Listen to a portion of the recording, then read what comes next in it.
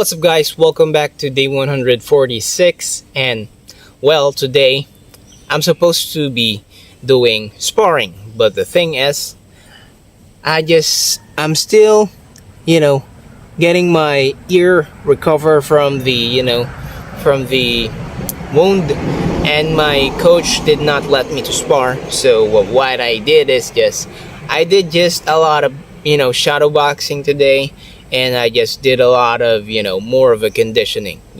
There are some plyometrics that I'm struggling, especially doing a lot of push-up. I know a lot of pull-ups, and I spammed a lot of pull-ups today, and I'm also be able to do deadlifts for the first time ever, and I was actually amazed. I've been seeing people doing deadlifts and doing weightlifting and also bodybuilding and the internet, but I never really done that myself because I was led to believe that when you do stuff like that, you're gonna end up having more stiff muscle, and it's going to affect your striking. But the thing is, well, some of the movement exercise, like for example, curling, might do that, but I think deadlift is not gonna, it's not gonna give you that kind of effect. And if there's anything, it might even help you stretch a little even more in your arms. It's actually quite helpful.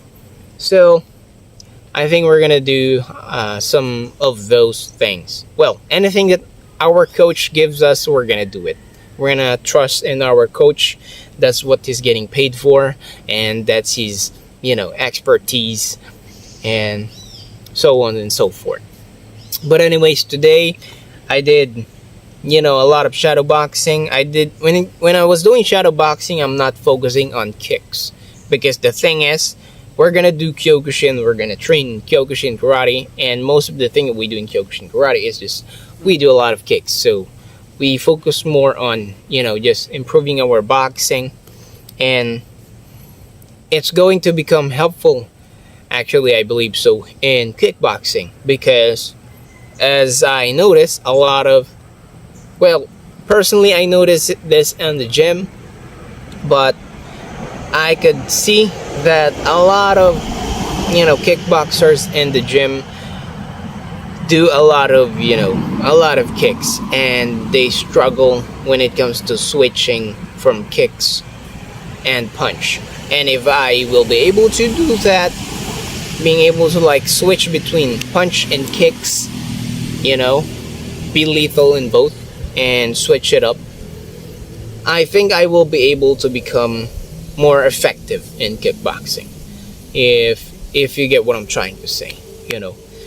As you can see in the video, my shadow boxing is still ass, and I can see it myself too. So I guess we're gonna need a lot of shadow boxing still.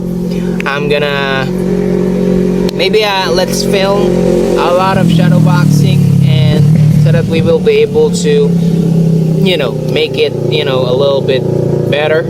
And why are we doing shadow boxing? Well, it is part of the training session, first of all. And why does people do shadow boxing? The thing is, shadow boxing is very, very important. You could hit the bag all day, but the thing is, your sense of distance is going to be negatively affected when you're just doing bag all day. And why do you think why do I think so? It's because I've already experienced it in a sparring. I've spent days and days doing just bag work, just focusing more on hitting, and the thing is, it affected me negatively when it comes to my distance. And I looked it up. I asked some people about it. Why am I, in the first few days, why am I struggling when it comes to throwing hands, It's struggling in throwing my straights. It's as if it doesn't reach my opponent, even though my opponent is already there in front of me. The thing is, when you practice the bag all day, you're not gonna be able to practice extending your your hands. When you punch, when you do a straight, for example, you're gonna have to do a little bit, a little bit more extension, and then pull it. You're not gonna be able to do it in a bag, because most of the time the bag is just in front of you and just boom, boom, boom. You don't have the the need to extend it like that for it to reach your opponent and have more reach. So I hope you get what I'm trying to say. So shadowboxing is important in that aspect. And also another thing is that it's going to help you get your your punches and your strikes more sharper. I see a lot of people in the gym, their punches and their kicks are beautiful, and I'm mesmerized by the way that they were doing they're delivering their punch. It's effective too, and I could already see a lot of benefit from it. It's just so beautiful, and also it's just effective, that I wanted to I started asking them, what are they doing? Why do they strike like that? Why do they look so good when it does looks easy when they execute their punches? It's because they practice a lot of shadow boxing. They do practice the bag, but they do a lot of shadow boxing. So I guess we're gonna be doing that. We're gonna be focusing more on that this week, I think.